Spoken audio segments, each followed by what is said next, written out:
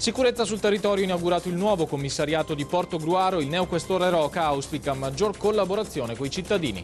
Parliamo adesso di sicurezza, un tema sempre attuale dopo l'ultima rapina in ordine di tempo avvenuta ieri a San Donà di Piave con il ferimento del titolare di una gioielleria. Se ne è parlato oggi di sicurezza a Portogruaro e l'occasione è stata l'inaugurazione del nuovo commissariato. Vediamo.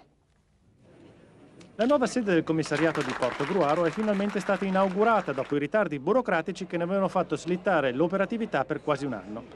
Una sede alle porte della città, vicino alle vie di comunicazione, che permetterà anche di farne una base per il controllo della costa orientale del Veneto, senza sovrapposizioni, con costante coordinamento tra le varie forze dell'ordine, un punto che sta molto a cuore al neoquestore di Venezia, Vincenzo Roca, che ha poi le idee chiare anche sul ruolo che possono giocare i cittadini in qualsiasi territorio.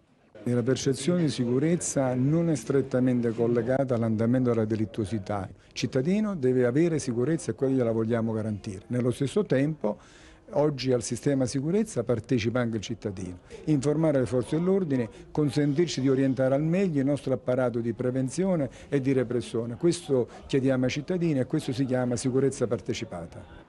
Sulla stessa lunghezza d'onda il prefetto, che fa esempi ancora più concreti. Determinati fatti criminosi, penso alla rapina di ieri che si è consumata a San Donà di Piave, noi chiediamo da questo punto di vista, senza che nessuno si senta di fare lo Sherlock Holmes o di appuntarsi una stella da sceriffo, di collaborare maggiormente con le forze dell'ordine, magari segnalando situazioni che possono denotare anche un clima di preparazione.